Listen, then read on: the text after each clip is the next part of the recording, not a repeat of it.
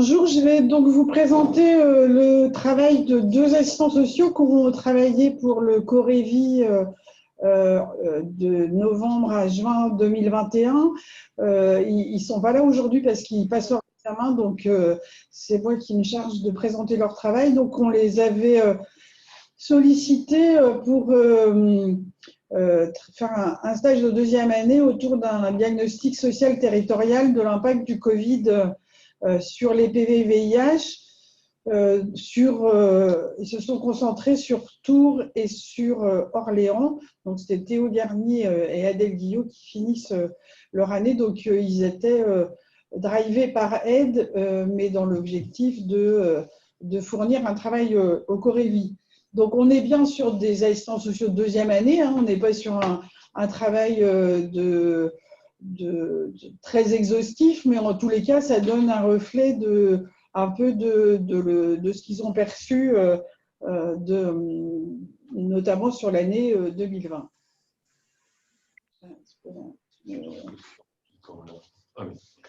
Donc, comme je vous le disais, donc, ils ont travaillé sur l'impact de la Covid pour les personnes vivant avec le VIH sur le Loiret et l'Indre-et-Loire.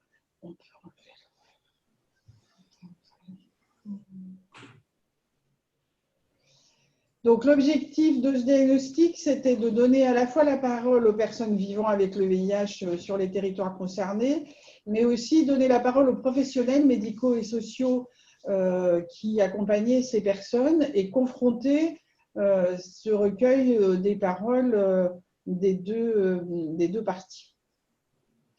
Donc, dans le contexte de crise sanitaire qui durait depuis 17 mars 2020, qui est la date officielle du premier confinement, juste pour rappel, donc, ils se sont basés avec des données 2019, donc sur Orléans avec 1016 PV-VIH et sur Tours 1093 PV-VIH suivis.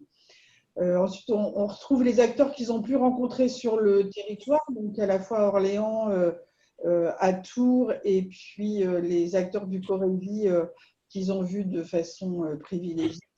Donc, on voit qu'ils ont à la fois contacté des professionnels médicaux. Ça pour le matériel, moi je ne suis pas là demain, le mercredi. Le matériel, je préfère que tu donnes la commande directement aux joies du matin. Ah, nickel. Alors, comment ils ont travaillé? Ils ont commencé par faire une recherche documentaire et puis faire un état des lieux des forces et des faiblesses sur les territoires. Ils ont réalisé une grille d'entretien. Ça faisait partie à part entière du travail qu'ils avaient à effectuer en termes de méthodo, de concevoir cette grille d'entretien. Sur leurs études, c'était important. Ils ont réalisé ensuite les entretiens. Donc, il y a des entretiens individuels, des questionnaires avec les PV-VIH. Ils ont fait aussi deux focus group avec des personnes vivant avec le VIH. Et puis, ils ont réalisé aussi des entretiens avec les professionnels. En termes de questionnaires, donc, sur les PV-VIH, ils ont été distribués sur 4 lieux différents. À la fois sur les réseaux sociaux de aide, auprès de l'association Appui Santé Loiret, dans le service infectio à Tours, et puis en direct auprès de certains militants de aide. Dans les thèmes qu'ils abordaient sur le questionnaire, on a à la fois le suivi médical, mais aussi les échanges et la qualité des échanges avec le corps médical pendant la crise, et puis tout ce qui a trait aux recherches autour de l'isolement et de la solitude. Ils ont donc collecté 40 questionnaires entre mai et juin 2021 et en regardant les réponses, on n'a pas trouvé, enfin ils n'ont pas trouvé de différence notable entre les réponses qui étaient faites des personnes vivant dans le 37 ou dans le 45 et donc ils ont donc décidé de présenter les résultats de façon globale sans les différencier, ce ne sera pas tout à fait peut-être le cas avec les professionnels tout à l'heure. Donc sur les choses assez classique, donc le profil des personnes donc en termes de genre, d'âge. Donc, on est sur 40 questionnaires sur une file active de 2000 personnes. Donc, je disais que c'était loin d'être exhaustif. En tous les cas, ça donne un échantillon. On voit là que la plupart étaient autour de 35-50 ans. Donc, ce n'est pas tout à fait le reflet de la file active tel qu'on verra tout à l'heure. donc avec essentiellement des personnes du 37, un peu du 41 et un quart du Loiret. Et puis, en termes d'activité professionnelle, quasi la moitié actifs. Donc, ça donne le profil des gens qu'ils ont pu voir. Du point de vue du suivi, ils ont comparé le nombre de rendez-vous qu'ils avaient eu avec leur infection en 2019. Donc, pour 90% d'entre eux, c'était entre 1 et 3. Et on voit en 2020, en fait, qu'il n'y a quasi pas de différence. Donc, on est sur le même nombre de rendez-vous vu des personnes qu'ils ont interrogées. Et globalement, pour 95% des personnes, ils ont dit qu'ils n'avaient pas eu de difficulté à avoir accès à leur traitement. Donc, en tous les cas, pour les VIH, pas de ressenti de changement dans le suivi médical malgré la crise sanitaire. En termes d'information, donc sur lien entre statut sérologique et VIH, les personnes étaient plutôt informées et pour un peu plus de la moitié par l'infectiologue. Autrement, avec un peu diversifié par les proches ou par les associations. Par contre, sur le sentiment de solitude, là, on voit que c'est important. Donc, ils posaient la question, donc au moment du remplissage du questionnaire, donc, qui était sur mai-juin 2021, le nombre d'échanges avec amis ou parents durant les 2 semaines précédentes, on voit que pour 36% d'entre eux, c'est moins de 5 contacts sur les 2 semaines, entre 6 et 10 pour plus de la moitié d'entre eux, donc un nombre de contacts relativement restreint. Et surtout des sentiments d'isolement assez forts. Vous vous sentez isolé des autres parfois, et, enfin, souvent toujours, pour plus de la moitié d'entre eux. Vous vous êtes senti laissé de côté souvent, donc de façon extrêmement importante. Donc, un sentiment d'isolement et de solitude fort.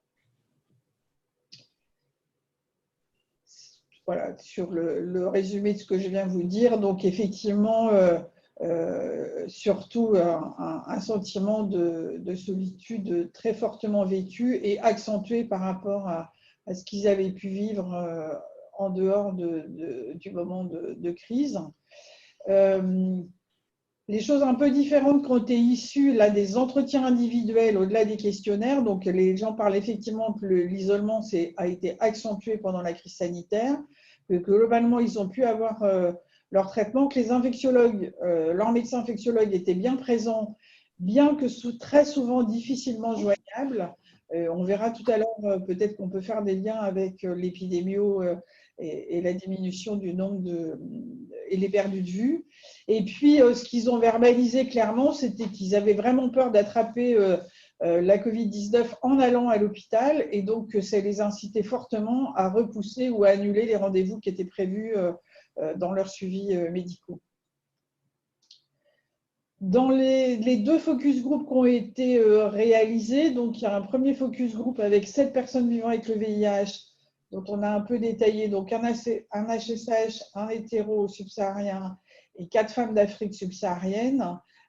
Et le deuxième focus group, c'était 4 HSH vivant avec le VIH, tous nés en France. Et la question du focus group, c'était quelles améliorations verriez-vous quant à votre accompagnement, qu'il soit médical ou social? Et globalement, surtout le deuxième groupe a dit qu'en gros, ça allait pour eux. Sur le premier groupe, ils ont noté la nécessité de continuer les groupes de parole qui ont été obligés de s'arrêter là, pendant la crise, et ça leur a manqué, notamment parce qu'ils avaient des besoins de se retrouver au sein de leur communauté, mais aussi pour lutter contre l'isolement.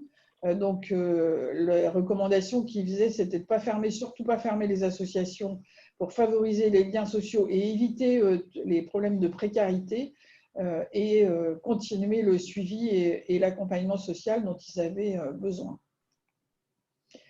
Concernant les entretiens avec les professionnels, donc là c'est assez disparate. Donc, un infectieux du 37, 2 infirmières du 41 et un médecin du 37 rattaché au CJ. Donc, le ressenti des professionnels au travers des questions qui étaient posées, c'est qu'ils avaient eu le sentiment qu'il y avait un arrêt des consultations, notamment lors de la période du confinement, et d'où le report de consultation, qu'il y avait un baisse des effectifs pour les professionnels qui œuvraient autour du VIH parce qu'ils étaient réquisitionnés pour soutenir les services autour du Covid, qu'il y avait une forte baisse des dépistages et un certain nombre de personnes avaient été perdues de vue ou n'étaient pas venues en rendez-vous, ce qui va se recouper tout à l'heure, vous verrez dans les chiffres épidémiaux.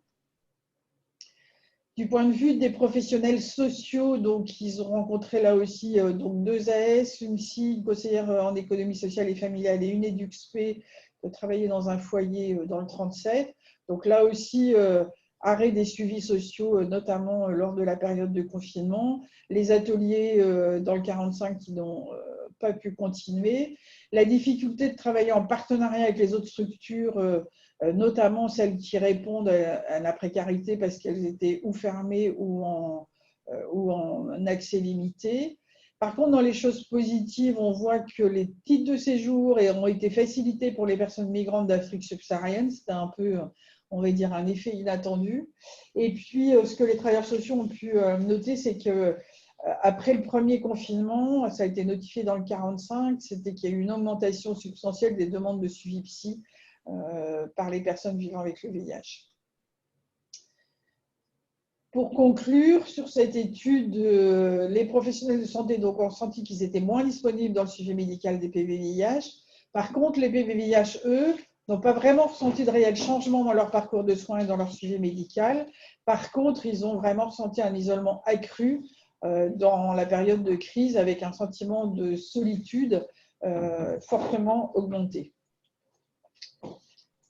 Donc, donc, de leur part, des remerciements à la fois pour les personnes qu'ils ont pu rencontrer et l'ensemble des professionnels aussi. Et puis, donc, Aide et le Corévi, où ils ont trouvé que ça leur a permis de réaliser un projet avec beaucoup d'encadrement et d'avoir un stage de leur point de vue extrêmement enrichissant et productif pour eux, même si ça n'a pas toujours été facile parce qu'ils étaient aussi en télétravail beaucoup et qu'ils auraient certainement voulu beaucoup plus rencontrer de professionnels qui n'ont pu le faire. Merci.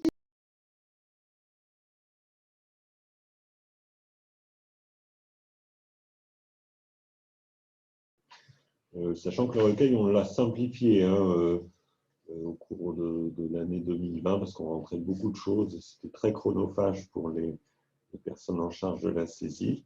Je pense qu'on peut encore alléger petit à petit, mais il faut toujours à chaque fois bien réfléchir à ce qu'on fait. Sur la file active, le premier constat qui est un peu déstabilisant, c'est qu'il y a moins 3,3%. Alors, il n'y a pas plus de décès.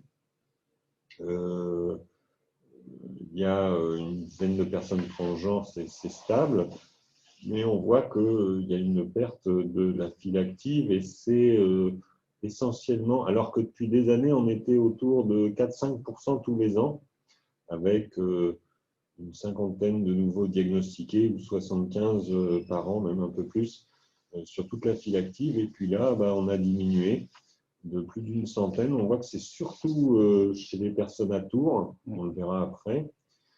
Et il s'avère, après discussion, que c'est des personnes qui ne sont pas venues en rendez-vous. Et donc là, oui, en fait, j'ai relancé ce matin, on a essayé de comprendre ce gap. En fait, alors pour information, on récupère des données anonymisées, donc on n'est pas sûr de travailler sur le même patient, mais avec certaines données, on arrive à regrouper. Et on a pu voir qu'en fait, entre 2019 et 2020, il y a 476 patients en fait, qui ne sont pas venus en 2020 et qui étaient présents en 2019. Donc voilà, donc ça fait une baisse de 15% de personnes qui ne seraient pas venues en 2020.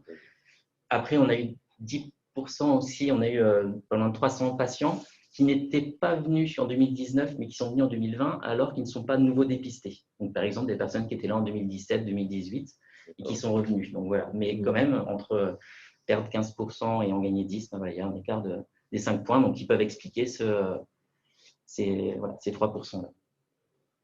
Donc, ce qu'on évoquait, ah oui, c'est peut-être sur la diapositive d'après, ce qu'on évoquait, c'est qu'on voit que c'est pas, on n'arrive pas à comprendre pourquoi c'est plus à Tours et moins qu'à d'autres endroits.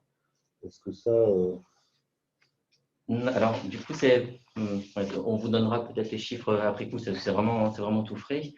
Et c'est en effet aussi à Tours qu'il y a eu le plus de pertes de vue, en fait. On a eu 23% de patients qui étaient présents en 2019 qui ne sont pas revenus en 2020 à Tours. Donc, voilà, c'est fort probable que ce soit à cause de ça. Donc, est-ce que c'est lié au Covid? Enfin, les raisons peuvent être multiples, mais c'est cette perte de vue qui génère cette baisse-là.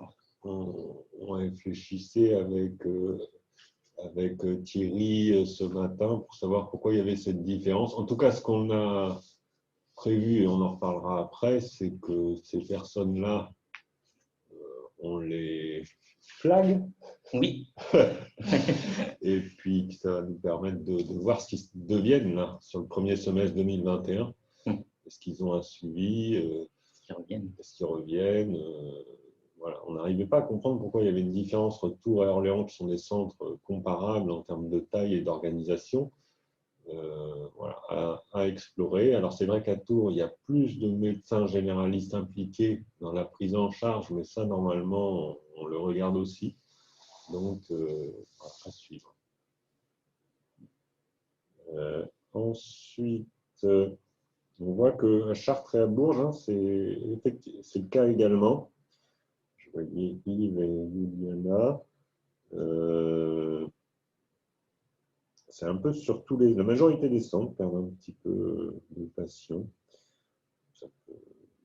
Voilà, à surveiller parce que d'habitude, c'est plus 5% tous les ans. L'âge des patients, c'est voilà, la courbe se déplace vers la droite. On voit que… Ouais. Oui, non, il n'y a pas de souci. Enfin, on se rend compte qu'il y a presque un tiers des patients qui ont entre 50 et 60 ans. Et je pense que c'est le graphique d'après qui est intéressant de voir en effet que ça se déplace dans le temps. Alors peut-être qu'on ne l'a pas gardé, ce n'est pas très grave, mais on pourra vous le transmettre. On voit vraiment année après année qu'il faut voir qu'en effet que la file active vieillit vraiment. Et ça continue aussi pour 2020. On a l'historique depuis 2014 et vraiment c'est très visuel. Donc, aussi, ce qui m'a marqué sur le diapo du bas, c'est que les migrants sont significativement plus jeunes que les personnes nées en France. Enfin, significativement, j'en sais rien, mais en tout cas, graphiquement. Oui. L'origine. Oui, c'est assez différent en fonction des centres aussi. On peut voir par exemple qu'à Orléans, on a à peu près autant de patients d'origine subsaharienne que de France métropolitaine. Ce n'est pas forcément le cas à Tours, qui est un centre assez similaire. Donc voilà, c'est peut-être un discours différent à avoir en fonction des centres. Pour avoir une approche probablement territoriale. Alors là, ce n'est pas les nouveaux dépistés, hein, c'est vraiment toute la file active.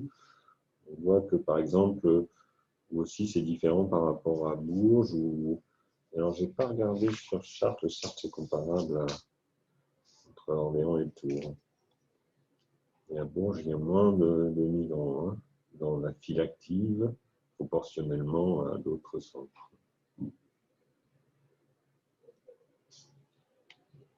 Les modes de contamination, alors c'est sur l'ensemble de la file active.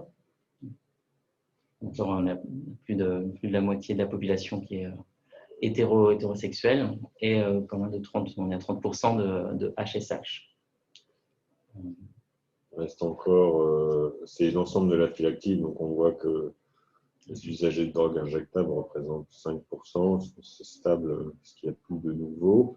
Et puis, ce qu'on a pu voir, c'est effectivement ces nouveaux patients qui sont à la fois HSH et d'Afrique subsaharienne, où jusqu'à présent, on pouvait être soit l'un, que soit l'autre, ou l'autre, mais là, effectivement, on peut être HSH et né en Afrique subsaharienne, donc ça représente un petit pourcent de l'ensemble de la file active, et on va voir ce que ça peut représenter sur les nouveaux dépistés.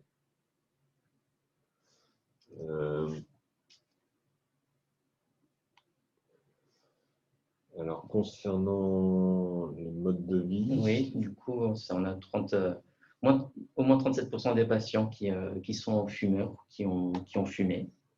Alors, on n'a pas l'historique, voir si ça évolue, mais par rapport à l'année dernière, c'est à peu près similaire. Voilà, on ne peut pas dire beaucoup d'autres choses qui sautent aux yeux en fait sur cette habitude de vie. On n'avait pas, pour la partie alcool, c'était pas la même utilisation d'extraction des données, donc on n'a pas de comparaison pour la partie alcool. Après voilà, on a des données brutes, on a le nombre de verres, etc. Si besoin, on peut avoir des informations supplémentaires. et cette proportion de fumeurs elle est quand même importante, non, sur 37% versus la population générale, ça me paraît vraiment beaucoup. Je crois que c'est Catherine, hein, tu disais ça, c'est que toi, tu avais même une notion de 50%. Ouais, il me semblait que dans les files actives nationales, les patients PVIH, c'était autour de 50% de fumeurs. Mais bon, je n'ai pas les chiffres exacts en tête. Mais du coup, ça semble là peut-être un peu en décalage. Après, est-ce qu'il y a beaucoup de données non renseignées, hein, donc ça donne. Oui.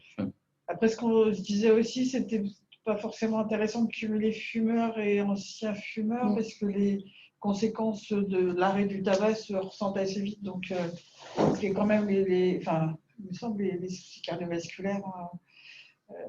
Mais on serait en deçà. Après, à vérifier sur la réalité des données.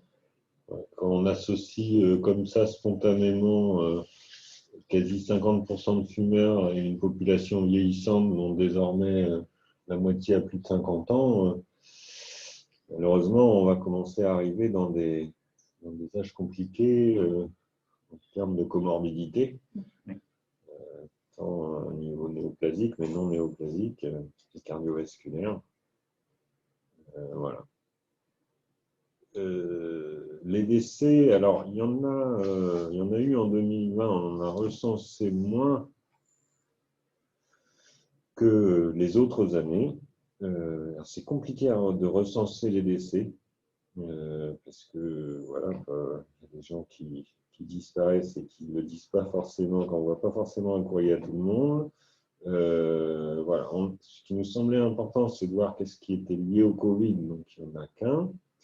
La moyenne d'âge est quand même très basse, 56 ans. Vous pensez que c'était une moyenne médiane? Non, il n'y a aucun souci. Non, il n'y a aucun souci. C'est ça, oui, c'est le décès, le patient qui est décédé le plus jeune à 31 ans et le plus vieux avait 81 ans. Et donc la médiane se situe aux alentours des 56 ans et demi, donc comme la moyenne. Alors du coup, la durée de traitement, c'est à peu près 15 ans. Et donc parmi ces 16 personnes décédées, il y en avait 5 qui étaient au stade SIDA. Il y a comme une information, c'est les inconnus, on en avait parlé un petit peu entre nous. En fait, on a beaucoup d'inconnus sur ces décès-là, on en a 6 en fait sur les 16.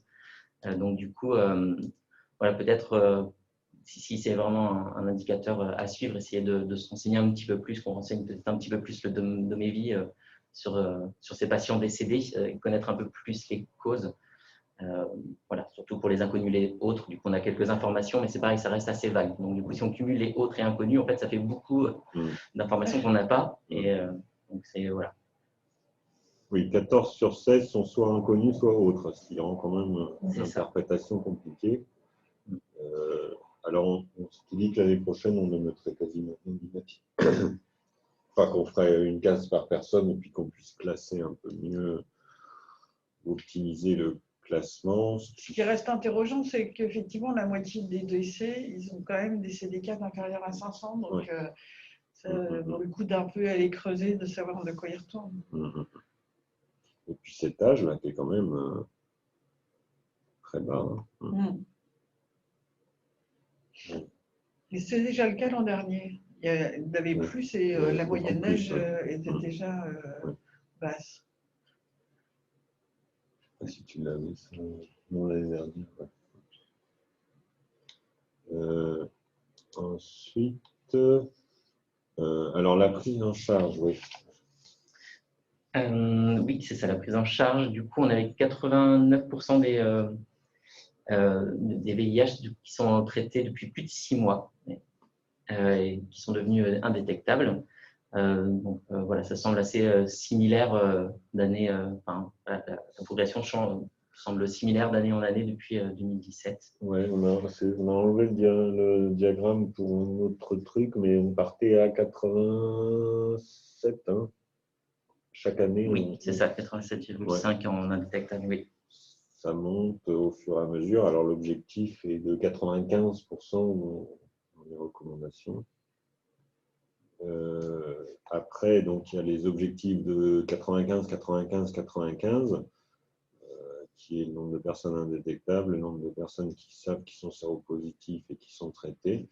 Mais il nous manque quand même ce chiffre-là, qui est le nombre de personnes qui vivent avec le VIH, incluant également ceux qui ne savent pas qu'ils sont séropositifs. Et ça, c'est notre souci dans la région, c'est qu'on a une proportion particulièrement importante par rapport à d'autres régions de personnes vivant avec le VIH, mais ne sachant pas qu'ils sont séropositifs, ce qui génère les problèmes de transmission, etc. Alors ça fait 2-3 ans qu'on le sait. Et il y a 2 axes, l'étude phylogénétique qui pourra nous aider, et puis également l'étude avec l'INSERM et Virginie Supervie, pour lesquelles on a contractualisé un partenariat pour qu'elle puisse nous dire département par département qu'est-ce qu'il est possible de savoir sur cette épidémie cachée qui serait la 2e de France après l'Île-de-France.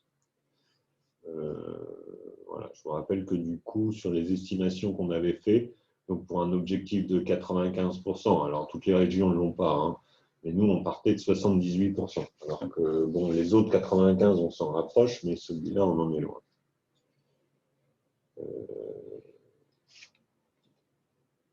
Ville par ville.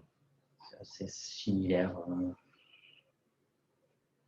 On est entre 82 et 100%. C'est un marqueur de prise en charge, l'indétectabilité, qui associe à la fois d'être sous traitement, d'avoir une couverture sociale, de le prendre, d'être suivi régulièrement. C'est un marqueur global, hein, donc c'est vraiment on fera centre par centre un débriefing pour voir les causes sont souvent multifactorielles, mais il faut tenter de s'approcher le plus possible du 90 et 95%.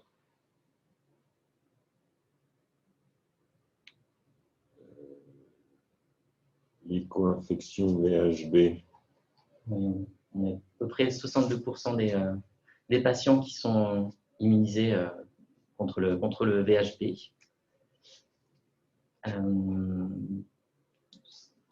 Et à côté, donc ça du coup c'était l'infection. Ouais, l'antigène. Voilà, l'antigène. On a 80% des patients qui sont négatifs. Après en dessous, voilà, avec par centre, donc, des petites disparités. Mais, non immunisés, on a pris anticorps anti-HBS et ou anticorps anti-HBC. Oui. Donc effectivement, on a cette marge de progression. Alors, non renseigné, ça dépend comment on l'interprète. Mais...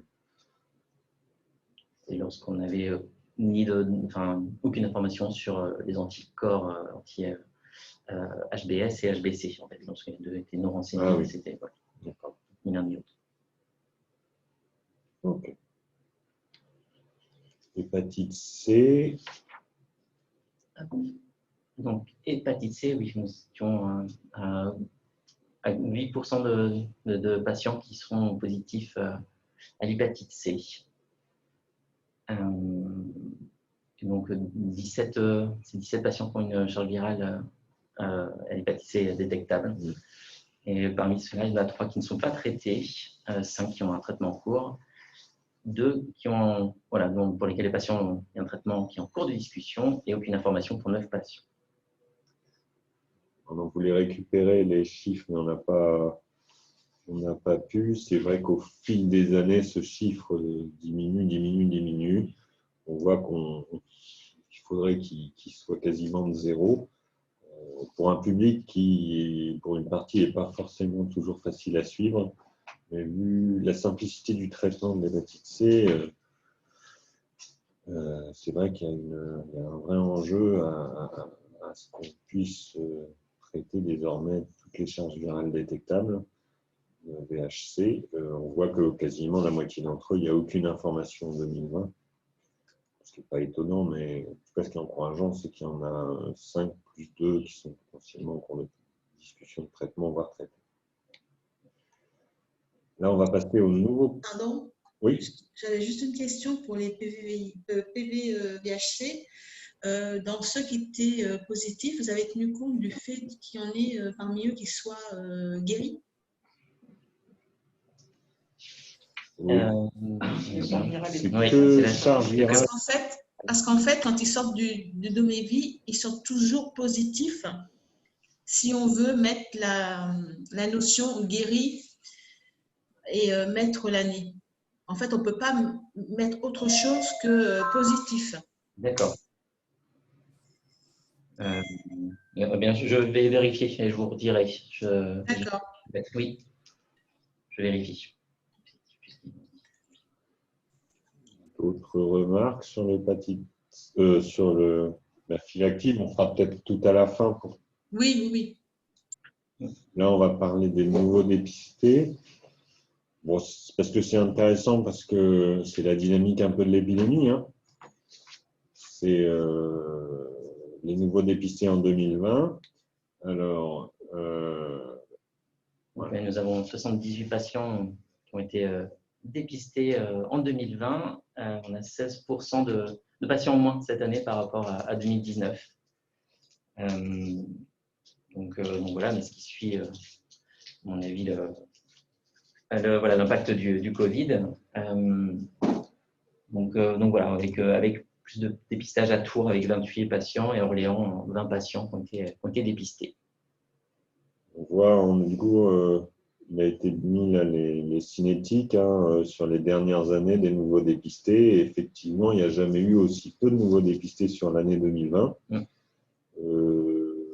On voulait indiquer quand même ces chiffres-là qu'on avait montrés à la journée des Cégides, c'est que sur 2020, les dépistages en Cégide, qui ne représentent pas tous les dépistages, bien sûr, hein, c'est moins de 10% des dépistages, mais ils ont aussi énormément baissé au cours de l'année 2020, avec des dépistages à moins 30% sur l'ensemble de la région. Donc, est-ce qu'on a moins dépisté parce qu'on a moins dépisté ou est-ce que parce que les gens sont restés chez eux? Voilà, on voit que, parce que par contre, sur les activités des Cégides, la PrEP, elle, autant les consultations de dépistage ont baissé de 30%, autant les consultations PrEP, elles ont augmenté de 50%. Est-ce que c'est l'action conjointe de l'augmentation de la PrEP et de la diminution des dépistages qui fait qu'on a moins de nouveaux dépistés? C'est l'avenir probablement qui nous le dira. Voilà. Ce qu'avait évoqué également Anne, c'est que peut-être le fait qu'il y ait moins de migration pouvait pouvait expliquer aussi ce nombre plus faible que les autres années de nouveaux dépistés. Le plus faible accès aussi aux populations Oui, migrantes. le plus Parce que faible tous les accès. hors-les-murs migrants.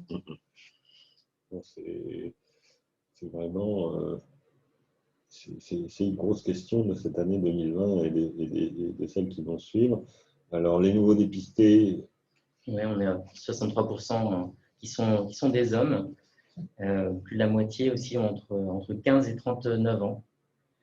Et donc, du coup, si on fait les croisements entre ces deux variables, on a 37% des hommes dépistés qui ont entre 15 et 39 ans, et c'est 19% des femmes dépistées sur cette tranche-là. Et il y a eu une transmission materno-fétale qu'on ne voit pas apparaître dans les graphiques, mais qui a été déclarée à Tours, je crois. Oui, Oui, ça faisait très longtemps qu'on n'en avait pas lu. Alors, c'est vrai que ça apparaît pas dans le Domévy. Je ne sais pas si certains d'entre vous ont connaissance d'autres cas. N'hésitez pas à nous transmettre. Ça fera partie de la discussion après. Parce que, bon, c'est quand même... Là, l'année dernière, une syphilis néonatale. Cette année, une transmission VIH materno-fétale. Bon, quand même des choses qu'on ne voyait plus depuis de nombreuses années. C'est un de trop, quoi. L'origine, oui.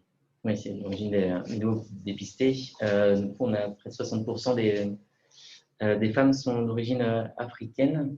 On est à 63% des hommes sont d'origine française. Et globalement, alors, je ne vois pas trop sur le graphique, Oui. mais je crois que voilà, on est à pas loin de 37% au global. Peut-être qu'on ne l'a pas ici, mais 37% au global qui sont de France et 28 qui sont d'origine d'Afrique subsaharienne. Au global, sans faire la distinction par sexe. Donc, Et on voit suivant les centres. Alors, c'est compliqué parce si que les volumes sont faibles. Ouais, les volumes sont faibles. Donc, tu peux donner rouge étant les personnes nées en France, en France, le vert étant les dom-tom et en grisé les personnes nées en Afrique subsaharienne. Bon, on voit que c'est une proportion, ça donne quand même une idée de la dynamique de l'épidémie avec une différence suivant quand même les territoires. Du coup, sur Tours, le pourcentage là, de migrants augmente par rapport à la file active Particulièrement important. totale. Ouais. Je pense que c'est en lien avec notre mode de dépistage aussi, qui change par rapport aux autres années. C'est vrai que les personnes d'Afrique subsaharienne représentent la moitié des nouveaux dépistés. Alors qu'à Orléans, c'est l'inverse. Ouais. Sur la file active totale, c'est plutôt des gens subsahariens, alors que les nouveaux dépistés, c'est l'inverse. Après ça, c'est des phénomènes d'année aussi. Ouais. Parce qu'il y a aussi la PrEP qui rentre là-dedans. Est-ce que ça joue ou pas? Bon. On verra. Et concernant le mode de contamination de ces nouveaux dépistés, on est à 51% des hommes, ce sont des contaminations homosexuelles. Et donc, on a 2 patients qui sont HSH et d'Afrique subsaharienne. Ça fait près de 3% de ces nouveaux dépistés. Des nouveaux dépistés, d'accord. Ouais. Là également, c'est en fonction des centres, oui, avec toujours les volumes assez faibles. Du coup, sur la toxicomanie, là, on les met en lien avec du chemsex ou des toxicomanes, des usagers de drogue classiques? Je ne sais pas du tout pour Tours. Et il y en a un Tours. Il faut choisir entre nouveau HSH dépisté. Oui, c'est ça, ça ne peut pas être les usagers de drogue, tu peux pas être les deux. Non, c'est pas. Ah oui. Oui. Mais c'est vrai que c'est une bonne question. Pas être les deux. Oui, il y a une case possible. Ah oui. Ce sera peut-être dans l'évolution du nouveau Domévy. Qu'on puisse prendre de la drogue si on est HSH et inversement. L'effet de la PrEP, forcément, c'est quelque chose qu'on regarde, mais on ne peut pas dire grand-chose, parce que chez les HSH, qui sont quasi exclusivement ceux qui prennent la PrEP aujourd'hui dans notre région, on voit que sur le nombre de nouveaux dépistés, pas une grande modification au cours des dernières années.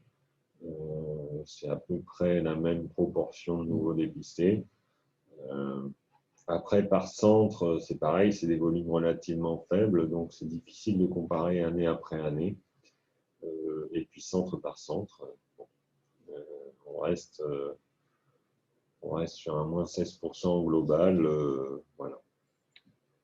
Sur Tours et Orléans, sur les 2 gros métropoles, on voit quand même une baisse significative des 2 dernières années.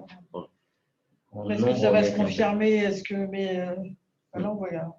On voit les bâtons rouges et jaunes là, sur les Mais c'est une baisse aussi globales. globale, ouais, aussi. Mais, sur la totalité des nouveaux dépistés. Donc, ouais. Mm.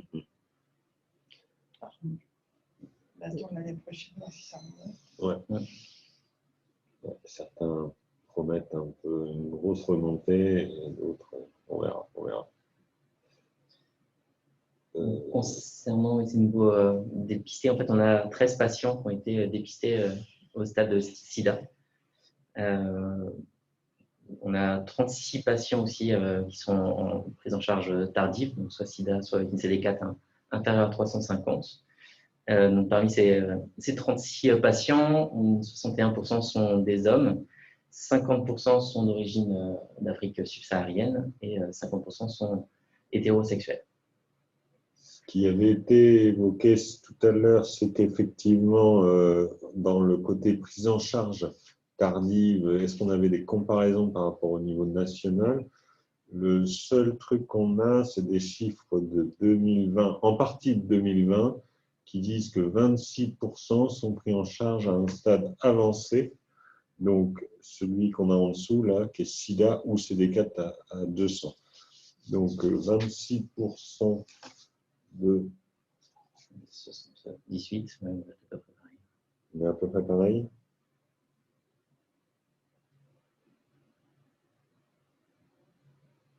C'est un Oui, quart. oui, c'est ça. Ça correspond. Un peu plus. Oui, c'est ça. On est à 19 et c'était 20. Ouais. On suit la tendance. Et on a eu aussi 6 grossesses parmi les femmes dépistées en 2020 et 4 ont fait une IVG. Voilà, et donc du coup, un accouchement avec transmission de la mère à l'enfant.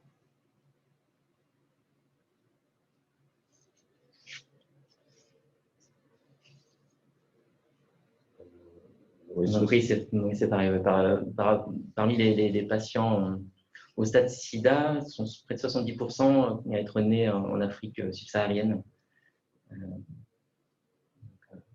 Ce qui est intéressant avec ces chiffres, c'est que à la fois, il y a quelque chose, c'est que 2 tiers des patients au stade SIDA sont nés en Afrique, et on voit chez les nouveaux dépistés qu'une proportion non négligeable de nouveaux patients sont indétectables lors du diagnostic. Donc, ce qu'on voit qui correspond, c'est que c'est particulier, c'est un peu difficile de se faire une idée au global, de voir le centre de gravité de chaque chose. En tout cas, oui, l'Afrique subsaharienne perd un lourd tribut au dépistage tardif. Quelques chiffres sur ces nouveaux dépistés par rapport à l'hépatite B et C. Donc, on a 36% des nouveaux dépistés qui sont immunisés contre l'hépatite B. Et on a un patient qui est aussi infecté par l'hépatite C, une 78 patients. Donc, concernant l'initiative des sérologies, donc parmi les femmes, 17% ont été dépistées dans le cadre de leur grossesse. Voilà, près de plus de la moitié, souvent sont proposés les dépistages sont proposés par le médecin. On en a 16% qui sont demandés par le patient. Le motif du dépistage, on est à près de un quart qui sont liés à des symptômes et des signes cliniques liées au VIH. On attendra, ce sera important aussi, peut-être qu'on en reparlera ensuite avec Mme Rose, c'est que la IDEO VIH est très bien renseignée là-dessus et nous apportera sans doute plus d'informations que le Domévi. Il faudrait qu'on se remette en rapport avec notre CIR pour avoir ces données-là, parce qu'on n'a que les données IDEO centre par centre. Donc on puisse avoir une... Justement, docteur Gras, puisque vous en parlez, on a un petit échange vendredi et Esra Morvan souhaitait participer, pas à l'intégralité de l'échange, mais être présente peut-être sur 15-20 minutes, donc ce sera peut-être l'occasion de lui en parler directement. Très bien, très bien, parfait. Merci. Les délais de prise en charge, alors c'est pour 2020 sur les nouveaux dépistés. La plupart sont traités. Je te laisse, excuse-moi. Pas de souci. Oui, on a 95% des patients qui sont traités. On est 86% qui ont été traités dans les 30 jours après la sérologie VIH. Voilà, et on était à 67% en 2019. Donc, je pense que c'est plutôt positif. Ouais. On a alors 2 patients ou 3 qui sont non traités. Je croyais qu'on avait 3 naïfs. Mais voilà, après, il n'est pas impossible que ce soit aussi des données qui ne soient pas remontées dans le Domévi et que, en fait, voilà, ces patients soient traités. Comme c'était assez faible depuis hier, on a regardé. Donc, en fait, il n'y a vraiment qu'une seule personne. Maryse a fait monter l'information, Oui. qui a été traitée. Et il y en a un tour en fait, qui a été pris en charge mais en fin d'année. D'accord. Forcément, on n'a pas, c'est pas encore été comptabilisé, mais au final, sur les 4 initialement énoncés, on n'a plus que 2. On voit centre par centre aussi que la médiane de délai de traitement voilà, est à peu près comparable. Alors, il y a Dreux, effectivement, où c'est un petit peu plus haut. Pareil, la mise sous traitement, c'est un marqueur global. La désertification médicale, pareil, la disponibilité de secrétariat. Enfin, il y a plein de choses qui peuvent expliquer un délai un peu plus long. C'est un marqueur parmi tant d'autres. Et voilà, je sais puis les chiffres sont là encore assez faibles. Il suffit d'avoir un délai assez long et du coup, de fait, on augmente la médiane. Donc.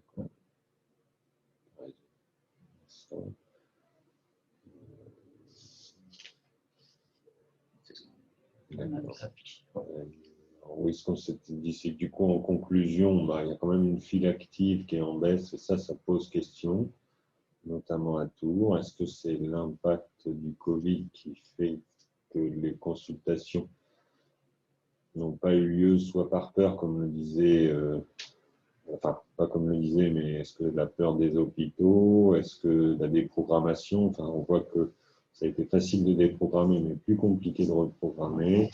Il va falloir qu'on ait une vigilance particulière pour ces perdus de vue qui ne sont pas venus pendant 1 an à l'hôpital. En plus, ils sont plus nombreux, hein, si j'ai bien compris ce que tu as dit, ils sont plus nombreux que ce qu'on a indiqué. Il y a relativement peu de décès, mais à un âge jeune, qu'il nous faudra éclaircir. A priori, non rapport ni avec le Covid ni avec le VIH, mais c'est quand même à explorer. Il faut qu'on puisse viser les 95% d'indétectabilité sur toute la région chez ceux qui sont traités depuis plus de 6 mois. Il faut absolument qu'on travaille sur l'épidémie cachée, qui est quand même le gros souci de l'épidémie VIH, un des grosses difficultés en région Centre-Val-de-Loire. D'une part, avec la collaboration avec l'INSERM et l'étude phylogénétique. Pour les nouveaux dépistés, il y a une baisse de 16%. Est-ce que c'est parce qu'on a moins fait de dépistage? Est-ce que c'est parce qu'il y a eu une augmentation significative des personnes sous PrEP? Est-ce que c'est le fait qu'il n'y a pas eu d'immigration?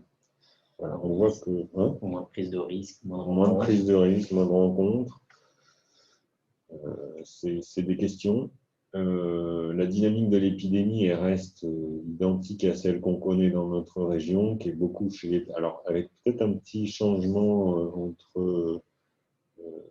petit basculement entre 45 et 37 pour les personnes originaires de zones d'endémie forte, les POSEF.